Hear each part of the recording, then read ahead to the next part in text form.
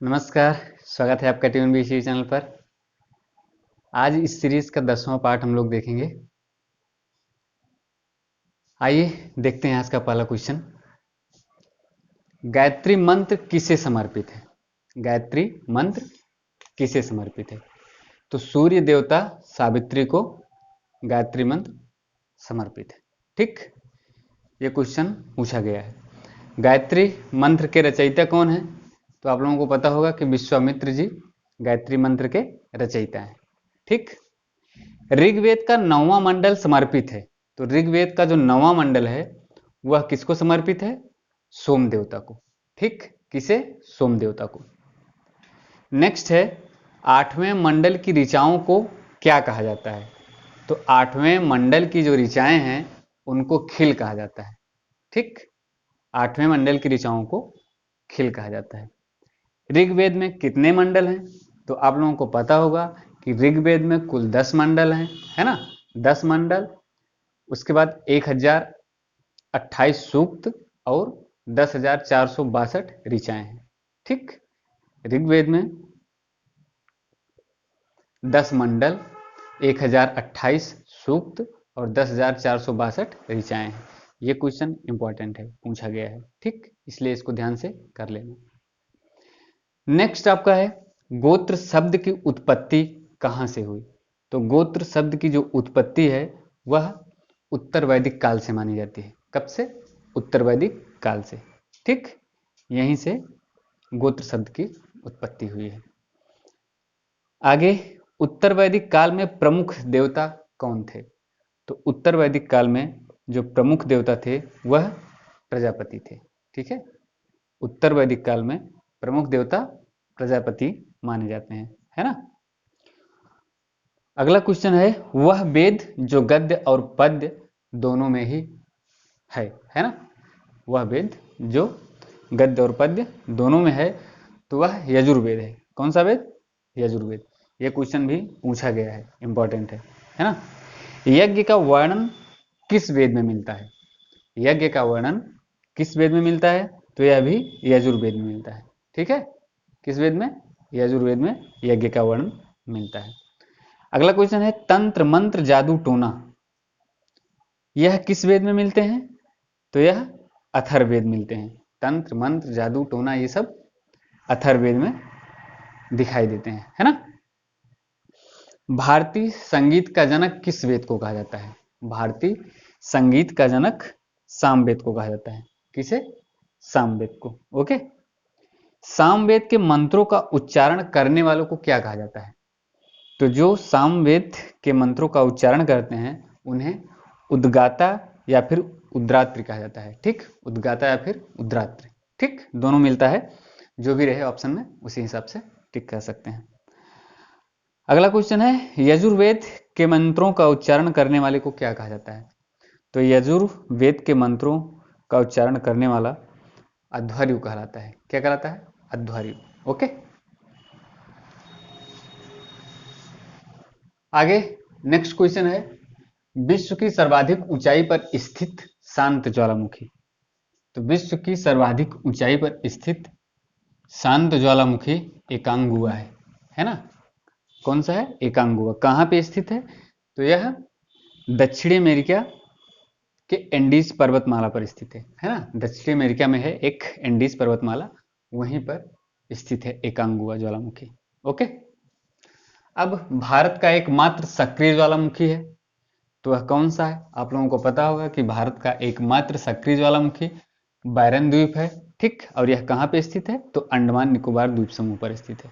ठीक है, अंडमान निकोबार द्वीप समूह पर स्थित है बैरन द्वीप, यहीं पर आपका एकमात्र सक्रिय ज्वालामुखी है। नेक्स्ट है, ज्वालामुखी पर्वत माउंट सेंट हेलेंस कहां पे स्थित है? ज्वालामुखी पर्वत माउंट सेंट हेलेंस है ना, यह कहां पे स्थित है? तो यह हवाई द्वीप में स्थित है। आप लोगों को पता होगा कि हवाई द्वीप एक राज्य है, किसका? संयुक्त राज्य अमेरिका का। ठीक, हवाई द्वीप संयुक्त राज्य अमेरिका का एक राज्य है, वहीं पर माउंट सेंट हेलेंस ज्वालामुखी पर्वत पाया जाता है या स्थित है। ओके, नेक्स्ट है, विश्व का सर्वाधिक सक्रिय ज्वालामुखी। तो विश्व का सर्वाधिक सक्रिय ज्वालामुखी जो है वह है किलायु ज्वालामुखी। और किलायु ज्वालामुखी भी कहाँ पे स्थित है? तो यह भी हवाई द्वीप में स्थित है। किलायु ज्वालामुखी हवाई द्वीप में स्थित है। ओके, नेक्स्ट आपका भारतीय संविधान की आत्मा किसे कहा गया? तो प्रस्तावना को भारतीय संविधान की आत्मा कहा गया है। ये सब पूछे हुए क्वेश्चन हैं, ठीक। प्रस्तावना को भारतीय संविधान की आत्मा कहा गया है। अब डॉक्टर अंबेडकर ने भारतीय संविधान की आत्मा किसे कहा है? तो डॉक्टर अंबेडकर ने भारतीय संविधान की आत्मा अनुच्छेद 32 को कहा है, ठीक। और अनुच्छेद 32 है क्या?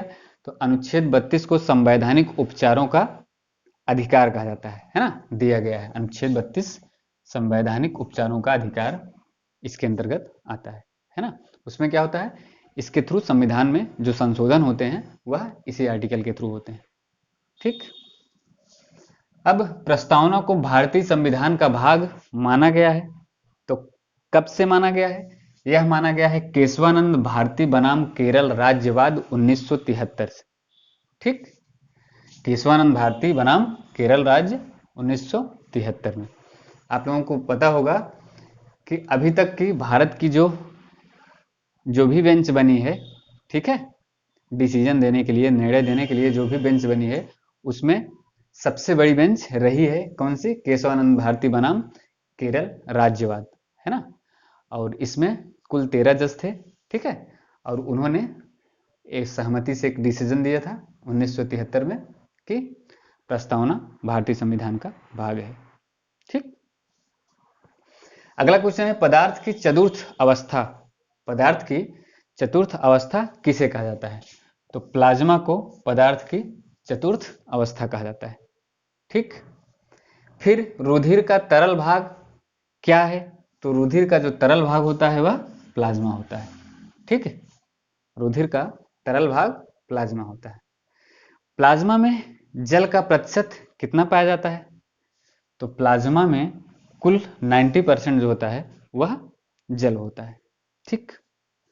अब रक्त का कितना परसेंट भाग प्लाज्मा होता है? तो रक्त का लगभग 55% जो भाग होता है वह प्लाज्मा होता है, ठीक है। ये दोनों क्वेश्चन इंपॉर्टेंट हैं, ठीक। ये पूछे गए क्वेश्चन है, ये क्वेश्चन कई बार पूछा गया है कि रक्त का कितना प्रतिशत भाग प्लाज्मा होता है।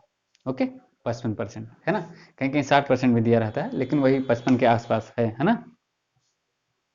वैज्ञानिक आधार पर राष्ट्रीय आय की गणना। तो वैज्ञानिक आधार पर राष्ट्रीय आय की गणना 1931-32 में हुई, और किसके द्वारा हुई? तो यह VKRV राव के द्वारा हुई। और उस समय VKRV राव ने प्रति व्यक्ति आय को 62 रुपए बताया था, ठीक। कितना? 62 रुपए बताया था। कब? 1931-32 में, है ना। किसने बताया था? VKRV राव ने, ठीक। वैज्ञानिक आधार पर राष्ट्रीय आय की गणना। अब लास्ट क्वेश्चन है कंप्यूटर बंद करने की जो प्रक्रिया है वह क्या कहलाती है? तो जो कंप्यूटर बंद करने की प्रक्रिया है उसे हम लोग शटडाउन के नाम से जानते हैं। क्या? शटडाउन, ठीक है। आज ये आपका 10वां सेट था, ठीक है, 10वां सेट आज का था। और ठीक है, धीरे धीरे हम लोग करते रहेंगे, है ना। आप लोग प्लीज कंटिन्यू रहिए, क्योंकि अगर बीच में ब्रेक करेंगे तो चीज़ें अच्छी नहीं होंगी, है ना। सक्सेस के लिए कंटिन्यू रहना बहुत ज़रूरी है। ओके, ठीक, मिलते हैं नेक्स्ट वीडियो में, तब तक के लिए धन्यवाद।